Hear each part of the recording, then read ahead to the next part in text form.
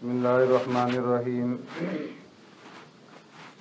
عن عائشة رضي الله تعالى عنها قالت قال رسول الله صلى الله عليه وسلم تحروا ليلة القدر في الوتر من العشر الأواخر من رمضان. وعن ابن عمر رضي الله تعالى عنهما قال إن رجالا من أصحاب النبي صلى الله عليه وسلم أروا ليلة القدر في المنام في السبع الأواخر. فقال رسول الله صلى الله عليه وسلم أرى رؤياكم قد تواتأت في السبع الأواخر فمن كان متحريها فليتحرها في السبع الأواخر. متفق عليه أو كما قال عليه الصلاة والسلام. صدق رسول الله صلی اللہ علیہ وسلم. ام المؤمنین سیدہ طاہرہ حضرت عائشہ صدیقہ رضی اللہ تعالی عنہا فرماتی ہیں کہ آقا نامدار سرور کائنات رحمت دو عالم صلی اللہ علیہ وسلم نے ارشاد فرمایا کہ لیلۃ القدر کو آخری عشرہ کی طاق راتوں میں تلاش کرو.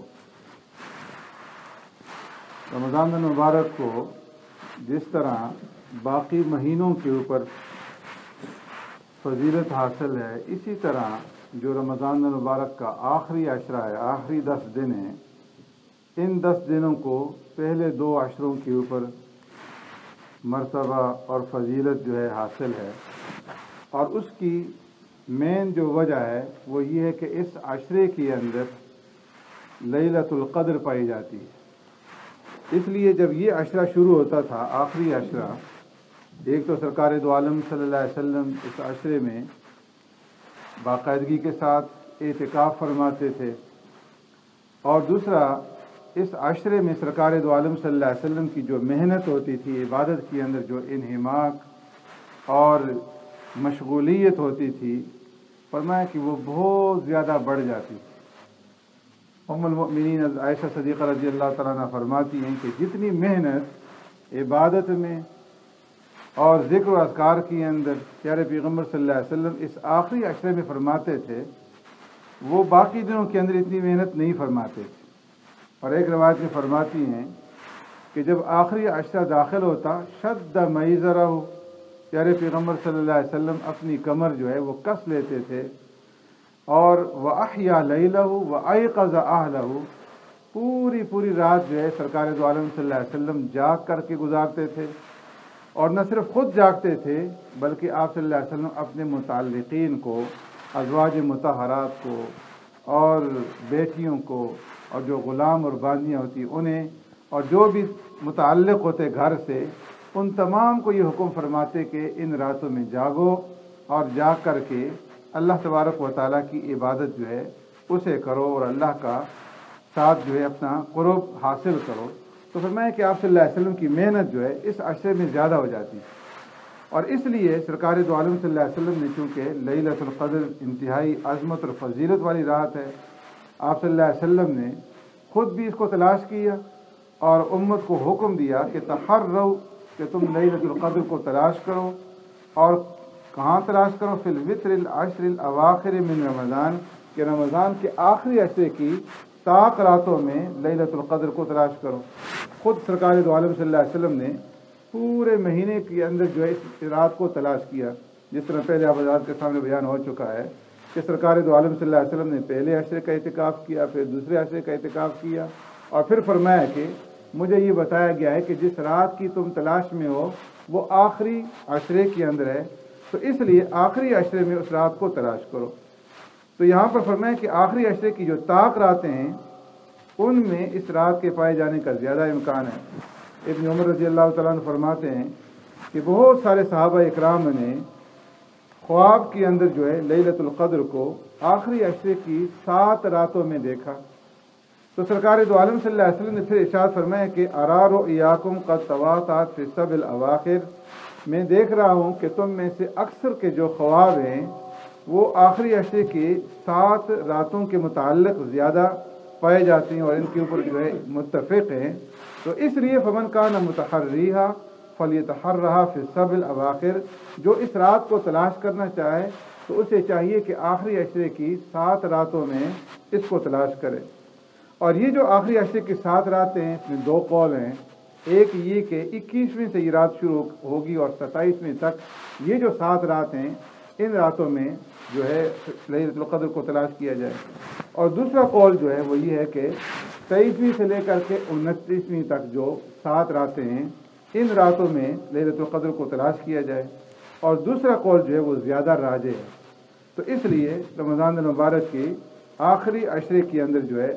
خاص طور پر جو طاق راتیں ہیں، اس کے اندر عبادت کا اور زیادہ جو ہے اہتمام کر لینا چاہیے۔ آج کل تو راتیں بھی مختصر ہیں، تو اس لیے جاگنے کے اندر بھی کوئی تکلیف نہیں ہے، زیادہ حصہ جو رات کا الحمدللہ عبادت ہی کے اندر گزر جاتا ہے۔ تو اس لیے باقی جو وقت ہے اس وقت کو بھی اللہ کی عبادت کے اندر، تہجد کی ادائیگی میں اور دعاؤں کے اندر، ذکر اذکار کے اندر جو ہے گزارا جائے۔ اور خاص طور پر ام المؤمنین حضرت عائشہ صدیقہ رضی اللہ تعالیٰ عنہ نے پیارے پیغمبر صلی اللہ علیہ وسلم سے پوچھا کہ اے اللہ کے رسول صلی اللہ علیہ وسلم، ارائیت ان علمت ای لیلۃ لیلۃ القدر ما اقول فیہا، اگر مجھے یہ معلوم ہو جائے کہ کون سی رات لیلۃ القدر کی ہے تو میں اس رات میں اللہ سے کیا مانگوں، کیا سوال کروں؟ تو آپ صلی اللہ علیہ وسلم نے دعا سکھلائی، اللہم انک عفو تحب العفو فاعف عنی، اللہم انک عفو تحب العفو فاعف عنی، اے اللہ آپ معافی کو پسند فرماتے ہیں اور معاف فرمانے والے ہیں، اس لیے مجھے معاف فرما دیجیے۔ تو اگر یہ دعا جو ہے عربی میں نہیں آتی تو اپنی زبان کے اندر اللہ سے سوال کریں کہ اے اللہ آپ بہت زیادہ معاف فرمانے والے ہیں، معافی کو پسند فرماتے ہیں، تو میرے اس سے پہلے جتنے بھی گناہ ہو چکے ہیں ان تمام گناہوں کو معاف فرما دیں۔ اور فرمایا کہ یہ رات ایسی ہے کہ جس انسان نے من قام لیلۃ القدر ایمانا و احتسابا غفر له ما تقدم من ذنبی، کہ ایمان اور احتساب کے ساتھ اس رات میں جاگ کر کے اللہ کی عبادت کر لی تو گزشتہ زندگی کے سارے جو گناہ ہیں اللہ تبارک و تعالیٰ سارے گناہوں کو معاف فرما دیں گے۔ ایک تو سارے گناہوں کی معافی اس رات کے اندر، اور دوسرا جو ہے فرمایا کہ 83 سال کی عبادت سے جو ہے اس رات کی عبادت بڑھ کر کے اور زیادہ فضیلت والی ہے۔ گویا کہ اس امت کی جو مجموعی امت جو عمریں ہیں، فرمایا کہ ان عمروں سے بھی زیادہ جو ہے اس رات کے اندر عبادت کرنے کا اجر اور ثواب ہے۔ تو یہ قیمتی راتیں ہیں، تھوڑی سی راتیں جو ہے باقی رہ چکی ہیں، تو ان کے اندر اہتمام کر لیا جائے۔ اللہ رب العزت ہمیں عمل کرنے کی توفیق عطا فرمائے۔ اللهم ربنا آتنا في الدنيا حسنة وفي الآخرة حسنة وقنا عذاب النار وقنا عذاب القبر وقنا عذاب الحشر وقنا عذاب الدين وقنا عذاب الميزان اللهم إنك عفو كريم تحب العفو فاعف عنا اللهم إنا نسألك الهدى والتقى والعفاف والغنى اللهم إنا نسألك العفو والعافية والمعافاة الدائمة في الدنيا والآخرة والفوز بالجنة والنجاة من النار اللهم إنا نسألك إيمانا مستقيما وفردا دائما ونذر رحمة وعقلا كاملا وعلما نافعا ورزقا طيبا وعملا متقبلا ودعاء مستجابا ولقاء الله نصيبا وجنة فردوسا ونعيما مقيما اللهم حبب إلينا الإيمان وزينه في قلوبنا وكره إلينا الكفر والفسوق والعصيان وجعلنا من الراشدين سبحان ربك رب العزة عما يصفون وسلام على المرسلين والحمد لله رب العالمين برحمتك يا